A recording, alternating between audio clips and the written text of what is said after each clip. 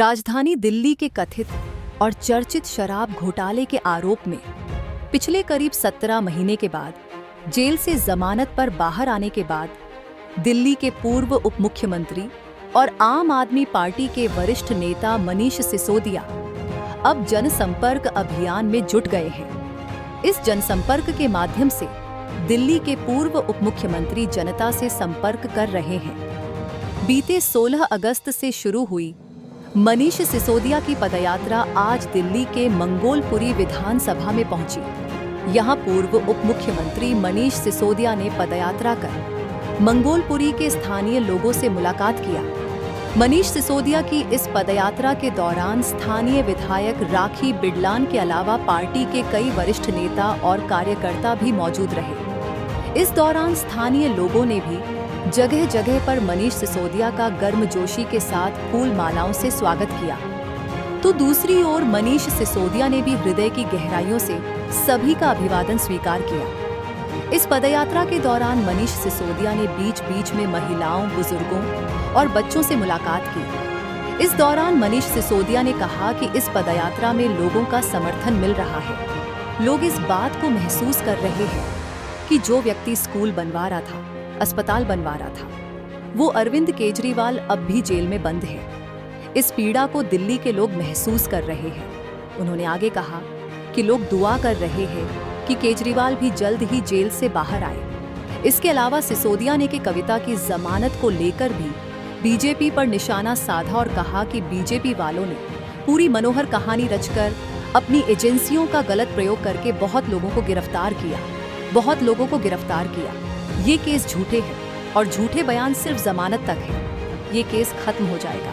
आप जिस तरीके से पदयात्रा निकाल रहे हैं, इतना भारी हुजूम देखने को मिल रहा है, क्या कहेंगे? जगह जगह पदयात्रा में हर जगह दिल्ली के लोगों का बहुत समर्थन मिल रहा है और दिल्ली के लोग इस बात को फील कर रहे हैं कि एक आदमी जो स्कूल बनवा रहा था, अस्पताल बनवा रहा था, वो जेल में बंद है अभी भी। अरविंद केजरीवाल जी, मैं 17 महीने जेल में बंद रह के आया हूँ और उसको महसूस कर रहे हैं, उस पीड़ा को महसूस कर रहे हैं। हमसे ज्यादा उनके मन में पीड़ा है कि ये काम कर रहे थे, भारतीय जनता पार्टी ने इनके साथ ये गलत किया। लोग कह रहे हैं सड़क पे चलते हुए कि ये आपके साथ गलत किया, इन्होंने जाति कर दी, इनको ऐसा नहीं करना चाहिए था, ये तो झूठ बोलते हैं, अति कर दी इन्होंने। ऐसे वाक्य मुझको जगह जगह सुनने को मिल रहे हैं लोगों से और अब लोग दुआ कर रहे हैं कि केजरीवाल जी जल्दी लौटे।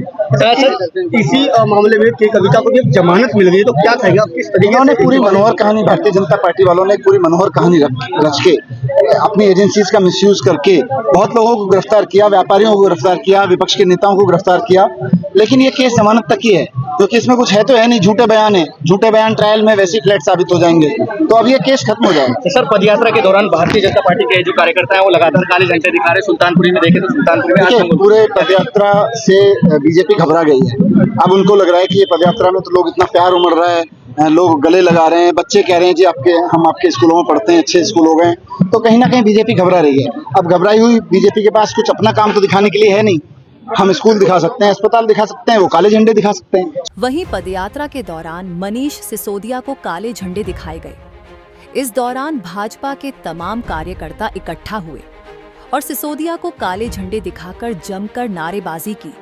स्थिति को देखते हुए पुलिस मोर्चा संभाला और भाजपा के तमाम कार्यकर्ताओं को घेर लिया। भाजपा के इस विरोध को सिसोदिया ने कहा कि पदयात्रा को देखकर भाजपा घबरा गई है और उनके पास दिखाने के लिए कुछ नहीं है।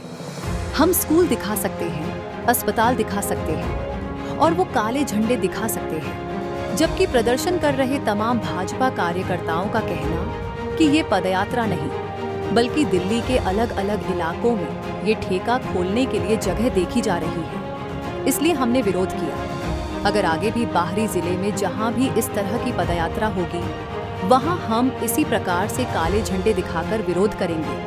आप सभी जानते हैं, हमारे मीडिया के बंधु, कि दिल्ली के शराब मंत्री जो दुर्भाग्य से शिक्षा मंत्री भी हैं, उन्होंने शिक्षा का विनाश कर दिया दिल्ली के अंदर और जगह जगह ठेके खोलने के लिए उन्होंने ये जो उनका अभियान चल रहा है, ये विधानसभा का प्रचार नहीं, ये विधानसभा का प्रवास नहीं, ये जगह जगह ठेके खोलने के लिए एक लोकेशन देखा जा रहा है उनकी तरफ से। जैसा कि पहले भी आपने देखा था, अरुण के शराब मंत्री के हमने विरोध किया मंगोलपुरी विधानसभा में, बाहरी दिल्ली जिले में, और ऐसा ही विरोध इस जिले के प्रत्येक विधानसभा में उनका हम करेंगे।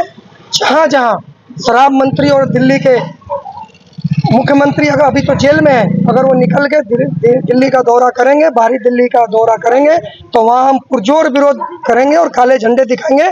और अब की बार वो छिप कर भागे हैं गाड़ी के पीछे से, अगली बार उनको हम वापस जाने पे मजबूर कर देंगे, ये हमारा संकल्प है। वापस तो आज भी चले गए आपके विरोध के चलते, जिस तरीके से आपने काले झंडे दिखाए, पूरा मामला क्या था और कैसे आप लोग उसको देखिए, क्या पहले से आप लोगों की तैयारी थी? नहीं, कोई तैयारी नहीं थी। हमें सूचना बहुत ही कम समय पहले मिली कि दिल्ली के शराब मंत्री मनीष सिसोदिया मंगोलपुरी विधानसभा में पदयात्रा करने या फिर कहें कि शराब ठेका खोलने के लिए और भी लोकेशन देखने आ रहे हैं। हमने आनन फानन में अपनी सभी कार्यकर्ताओं से और यहाँ की जो RWA है उनसे बात करी। RWA का विशेष धन्यवाद करना चाहता हूँ। यहाँ की RWA हमारे साथ जुड़ी और उन्होंने मनीष सिसोदिया का विरोध किया, काले झंडे दिखाए और उसको वापस जाने पर मजबूर कर दिया। जो वापस, पहले तो थोड़ी देर वो गाड़ी के पीछे पीछे चोरों की तरह चले और उसके बाद में वो वापस चले गए। ये मंगोलपुरी की जनता की जीत है जिन्होंने मनीष सिसोदिया को वापस भेज दिया। देखिए, मनीष जी ऐसे पूरे दिल्ली में यात्रा कर रहे हैं जैसे 12 के 12 ज्योतिर्लिंगों की वो प्रतिष्ठा करके दिल्ली में घूम रहे हैं और उनको एहसास हो रहा है कि जैसे उनकी दिल्ली की जनता उनका नतमस्तक होगी। बहुत ही गलत व्यक्तित्व है और बहुत ही गलत नीति है। एक के साथ एक फ्री शराब की बोतल। कहाँ गया शिक्षा का वो स्तर? कहाँ है आज शिक्षा का स्तर? कहाँ है स्वास्थ्य का स्तर? कहाँ है हमारी बहन बेटियों की सुरक्षा है? कहाँ है वो आज? जिस तरीके से इनको शिक्षा के जनक के रूप में यहाँ पर नारे लगाए जा रहे हैं, उसको लेकर आप क्या कहेंगे? शिक्षा का स्तर देखिए ना कहाँ से कहाँ चला गया। आज 1.5 लाख कम से कम MCD के जो हमारे विद्यार्थी थे, बच्चे थे, उन्होंने वहाँ से अपना नाम कटवा लिए हैं। तो कहाँ रह गया शिक्षा का स्तर?